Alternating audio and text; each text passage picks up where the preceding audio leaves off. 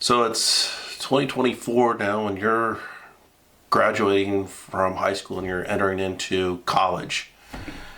And you're looking at the student loans. One of the first things you'll do once you get to college is you'll sign a piece of paper acknowledging your student loan, and off you go to college. You're all set. Woohoo! I'm going to study college, I'm going to make new friends, I'm going to do all these fantastic things. And then all of a sudden, after your 4 or 5 years you're in college, here's the final bill. And you're like, oh, crap, that's a lot of money. And you're like, how am I ever going to pay this back? How did I get here? You know, you just kind of went in every year, you signed the piece of paper, they gave you a check, you then paid for your tuition, you then paid for your apartment, you had some money and you kind of spent it throughout the year, and you're like, wow, I got like $25,000 in debt. My starting pay is I'm only making $45,000 a year. And that's before taxes, you know, so then there goes money for Medicare, Medicaid, Social Security. You're paying your health insurance for the first time probably. And you're like, man, my take-home pay is only like $2,500 or $3,000 a month, and I got the student loan bill for $400 a month? How am I going to eat? Where am I going to find a place to live? I mean, this is ridiculous. And you're like, what could I have done to prevent all the student loan debt? Well, here's some of the things that I think that should happen to help fix some of these student loan problems. So 20, 30 years ago or whatever, the federal government came in and they kind of pushed out all the banks that were giving out student loans. Now all there is like the federal government who makes student loans. And there's some estimates that for every dollar the federal government puts out there in student loans, the universities raise tuition, fees, everything else by 60 cents. So those increases add up. Inflation right now, over the last 20 to 30 years, is averaging somewhere around 3.1, 3.2%. But college costs are up and up and up, and it's close to 7% a year. So every year, you're falling behind by about 3 or 4%. And over the last 30 years, that has come out to 2.3 times more expensive to go to school, pay for everything in school than it was, say, in like 1980. It was estimated that in 1980 to go to school and pay for everything on a national average is around $9,000. Today, for almost the exact same thing, now it's a little bit over $25,000. So you're kind of stuck. So one of the first things that I would do is I would create a credit union that would be associated with each of the universities. And all student loans then would go through the credit union. So every university would then be setting up this credit union. The student loans would go through the credit union. Credit union write you the student loans. You would then pay the university the money to pay for school for the year. Right now, under current law, you cannot file for bankruptcy for your student loans. Under my plan, you'd be able to declare bankruptcy 5 years after you graduate. So what this would do is if there's too many bankruptcies, the credit union would start looking at how much money they're actually giving out for these student loans. Who are they giving the student loans to? What are they studying at the university? What is the expected pay? What's the salary that these people are going to start at? What's the median salary? What's the likelihood that these people are actually going to be able to pay back these student loans? You are 18 years old. You're finally able to sign for a loan. If you're under 18 and you're going off to college, technically you need your parents to sign off for your student loans. I don't know if you know that or not, but you can't enter into a financial contract unless you're over 18. You have no collateral. They don't know if you're going to be able to pay this back. Right now there's just a blank check you get from the federal government. Here's a student loan. Under my plan, the credit union would have to then review, like, have you worked a job before going to the university? What are you studying? What is the salary you're going to be expecting, and what are the probability of us getting paid back? So that's part of the process. They will have to do a deep dive into you to see if you can get a loan to pay for stuff. Another thing that will be really helpful is right now you just kind of get a student loan and you don't know anything about your costs. So just like I was saying, the bank's going to do a review of you. When you sign the student loan, there should be like a half hour to an hour class every year that you take. And they tell you, this is your expected salary. This is your median salary at mid-career. This is the living costs for the state or the largest city in the state. And then they kind of break down like how much money you'll have for rent, how much money you'll have for living expenses, how much your student loans are going to be when you graduate in, say, 4 years or 5 years. And this can kind of prepare you, and this gives you financial backing to understand, well, what am I going to be paying? What are my prospects? I mean, like, you can just go to that financial stuff and go, whoa, my major is in tap dance. My starting pay is going to be right around $30,000, but my student loan payment is going to be $400 a month. I can't live on that. And then the bank's also going to be looking at that and go, we're not going to give the tap dancing major $10,000 a year, and our total student loans will be over $40,000 a year. We're not going to do that. And, that could save both the credit union, the university, and you on your costs. I mean, you may say, this career path isn't for me, and I'm going to try something else. So you'll be getting some financial training, and you'll be given some prospects over what's going on for school and stuff like that. Another thing that is really adding up for costs that can be changed right away are the textbooks. For engineers, we're looking at $200 per textbook. They change out the rev or the edition or something like that, and they won't buy back the books. So you're putting in $2,000 or $3,000 a year on textbooks. Why can't we just put all that onto a CD, make it cost for like $50, and it weighs a lot less in your backpack as well. Everyone's carrying around a laptop. Just put it into the CD player and watch whatever's on the text or whatever as you go to class. Another thing that we could do to help reduce costs is we're going to have to start looking at the college administration, how many administration jobs we have. Like I mentioned in a previous video, Yale University has somewhere around 6,500 undergrad students, and there's somewhere around 6,500 administration jobs throughout the entire university. The average pay for, I think, Yale for all the administrative jobs is somewhere around $100,000, and you have to remember the dean of each of the departments and the president of the university, I think they all make like over $1 million. So all those costs like add up in a hurry. The other thing that you can do as a student, when you sign up for classes to be a full-time student, to get your full student loan, you only have to take 12 credits. There's 120 credits you need usually for graduation. So if you only take 12 credits, that means you'll be graduating in 5 years. If you take 15 credits, you can graduate in 4.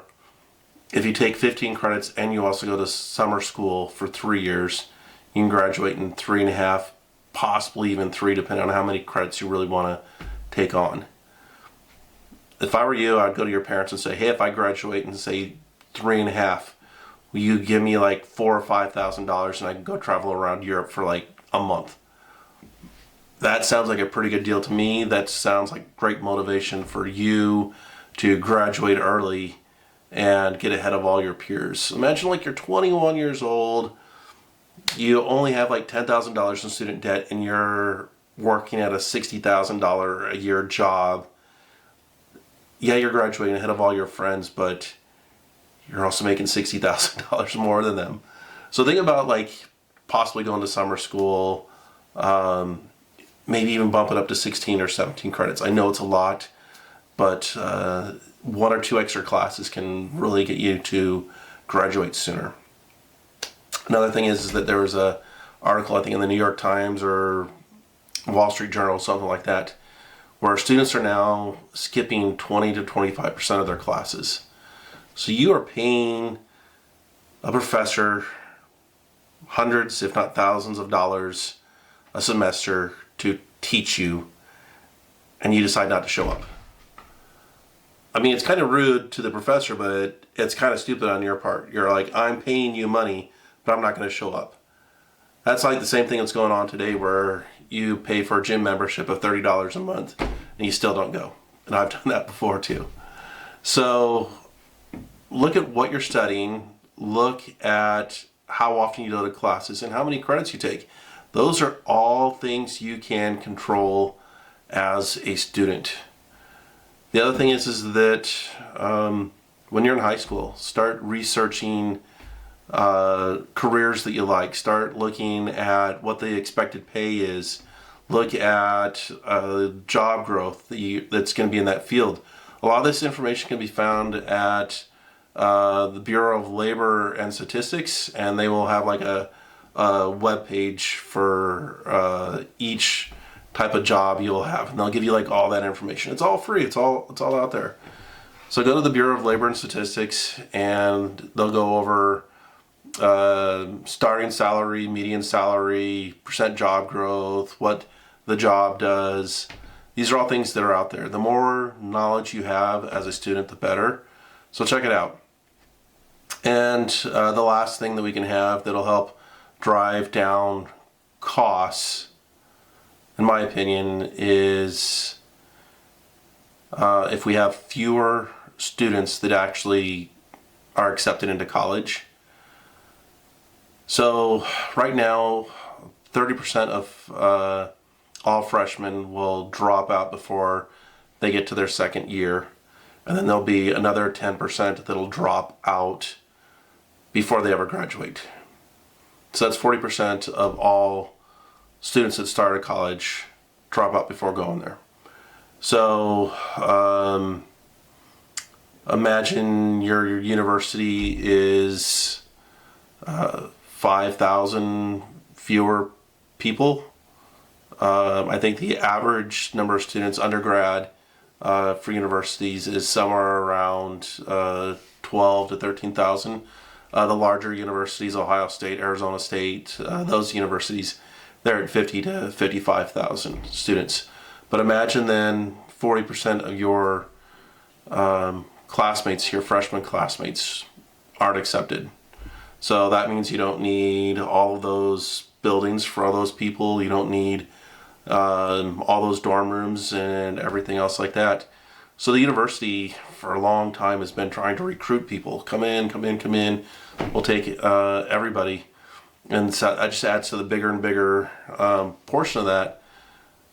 But the students are telling you right away that they're not going to graduate. So why at the beginning are you accepting those? You could have a much bigger community college system where those people may be in smaller classes, might be in cheaper classes, and those people may actually then go on to graduate college, because one of the largest things for why people drop out is they say that the college costs too much. It's too much on their mind. Or the other thing is, if you are at a large university like Ohio State or Arizona State, some of your freshman classes could be 500, 600 people, and they're overwhelmed by the size of the class, and they feel like there's no connection between them and the professor, and there really isn't. So some of these universities have to start looking at who are we admitting? What are the chances of them succeeding? What are the chances of them being happy here? I think I read that if your grade point average is less than a 3.0, the odds of you graduating college in like 4 or 5 years is only like 1 in 10. So maybe we need to do a little bit more studying for the universities, like looking more at the grade point average, looking at ACTs, SATs, seeing if these students are going to be successful. So if the amount of people that actually go off to the university is cut by, say, 40%, you're going to need a lot fewer classes. You're going to need a lot less than administrators, all that other kind of stuff. So the other thing is, like, if you did go to the university for 2 years but you didn't graduate college, you're only going to make about $5,000 to $10,000 more per year than someone that just went to high school, graduated from high school, but you're still going to be ending up with like $5,000 to $10,000 in debt. So you're still going to have those large payments. So going over some of my points is we need to get rid of all federal loans. We need to have that go off to the credit union, and the credit union will then evaluate who gets student loans. We'll then have a class that the students will go through that'll explain your financial situation, how much your payments are going to be, what your expected salary is, all those kinds of things. I need the students to be more aware of what's going on. The next thing is we need to have smaller university size. If 40% of the students don't graduate, then maybe we need to go to a smaller university, but enlarge the community college, a 2-year program. The other thing that's going on right now, there was a study that only 33% of high school students are proficient at math, 33% are proficient at English, but only 25% are proficient at both math and English. So if only 25% of high school graduates are proficient at both math and English, but 67% of high school graduates go off to college, maybe we need to start evaluating who's going off to college and who's really prepared. So those are things the university can do. So there's a lot more that could go into it to help reduce the costs of college and what you're going to have for a student loan. But just go out there, and I really want you to follow your dreams, but I want you to have more information. I want to make the system better. And I think one of the ways we can do that is you're going to have to start talking about these things. You can't just start having a protest saying forgive student loans, because then that goes to the taxpayer, then has to pay for your student loans, and they're the ones that didn't take out the student loans. So if you like videos like these, hit the like, share. My name is Luke Wackler. Write me if you want to. I'll make more videos about college. I'm a Navy vet, so I'll have some videos in here about the Navy life, that kind of stuff. And I'm also have been a hiring manager in some large engineering companies, so I will talk about the engineering field as well. If you have any questions about anything, just write me here, okay? My name is Luke Wackler. I'll catch you next time.